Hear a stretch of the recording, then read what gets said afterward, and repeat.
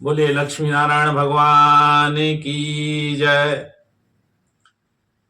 एकादशी व्रत महात्म्य की श्रृंखला प्रारंभ की गई थी। उस श्रृंखला में आज यह द्वितीय पुष्प है।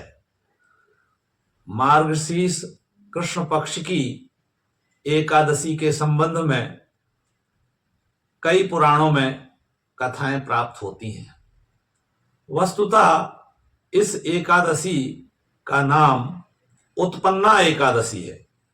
उत्पन्ना एकादशी इसलिए है कि आज के दिन ही अर्थात मार्गशीर्ष कृष्ण पक्ष एकादशी के दिन ही भगवान विष्णु के शरीर से एक अद्भुत कन्या उत्पन्न हुई थी। उसी का नाम एकादशी है। एकादशी की महिमा अद्भुत है, अपार है। वस्तुतः एक कथा यह प्राप्त होती है कि एक बार भगवान विष्णु अनेक राक्षसों का वध करके बदरी का आश्रम में गए और वहां एक गुफा में विश्राम करने लगे। भगवान योग निद्रा में थे। तभी तालजंघ के वंश में उत्पन्न मुर नाम के राक्षस ने उन पर प्रहार किया। वह राक्षस इतना पराक्रमी था कि उसने देवराज इंद्र का सिंहासन छीन करके अपना स्वयं ही कोई प्रतिनिधि इंद्र के रूप में नियुक्त कर दिया और अन्य देवताओं के भी अधिकार छीन लिए थे। तब देवराज इंद्र भयभीत होकर के भगवान भोलेनाथ की शरण में गए। तब भगवान भोलेनाथ ने कहा कि क्षीर सागर शाही भगवान विष्णु ही इस संकट से हम सबको उबार सकते हैं। देवराज इंद्र अपने देव समूह के साथ भगवान विष्णु के पास गए। यद्यपि भगवान विष्णु योग निद्रा में थे, बदरिकाश्रम में एक गुफा के अंदर, तथापि जाकर के स्तुति करने लगे।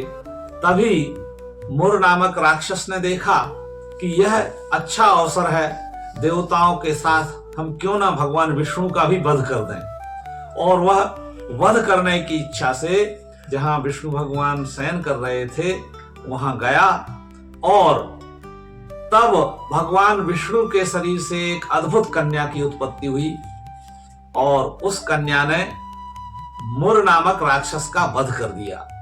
वध करने के पश्चात कुछ देर बाद भगवान विष्णु की योग निद्रा भंग हुई। तब उन्होंने एक सुंदरी कन्या को वहां देखा। कन्या से पूछा, तब कन्या ने कहा कि मैं आपकी ही पुत्री हूं और सारा वृत्तांत उस कन्या ने भगवान विष्णु को कह सुनाया। तब भगवान विष्णु उस कन्या पर अत्यंत प्रसन्न हुए और कहा, हे पुत्री, मैं बहुत प्रसन्न हूं, तुम इच्छित वरदान मांगो। तब उस कन्या ने भगवान विष्णु से कहा कि हे प्रभु, यदि आप प्रसन्न हैं और मुझे वरदान देना चाहते हैं तो आप मुझे यह वरदान दीजिए, जो आपकी भक्ति करता हुआ आप में श्रद्धा और विश्वास के साथ मन लगाए रखे और आज के दिन जो निराहार रह करके व्रत करे, मेरा चिंतन करे, उसका आप हर दृष्टि से कल्याण करेंगे। भगवान विष्णु ने तथास्तु कह करके उस कन्या को इच्छित वर प्रदान किया। तब से यह एकादशी जो व्रत का महात्म्य है ये और अत्यधिक बढ़ गया और इस कन्या का नाम एकादशी रखा। चूंकि यह कन्या 11वें दिन उत्पन्न हुई थी, इसीलिए इस कन्या का भी नाम उत्पन्ना रखा गया। उत्पन्ना एकादशी के नामकरण का यह प्रसंग मिलता है।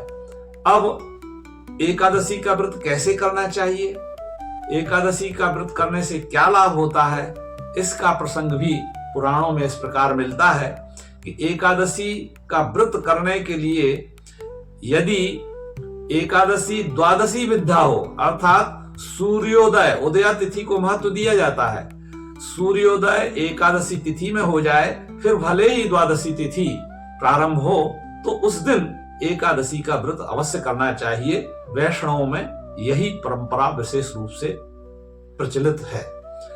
अब एकादशी का व्रत करने के पूर्व उपासक को अथवा व्रती को यह संकल्प अवश्य लेना चाहिए। वह संकल्प मंत्र बोले, जो मंत्र इस प्रकार है: एकादश्याम निराहारः स्थित्वाहिनि परेह्ययम् भोक्ष्यामि पुंडरीकाक्ष शरणं मे भवाच्युत। हे पुंडरीकाक्ष भगवान विष्णु, मैं एकादशी के दिन निराहार रहूंगा और अगले दिन भोजन ग्रहण करूंगा। हे पुंडरीकाक्ष, हे अच्युत, आप मुझे अपनी शरण में ले लीजिए।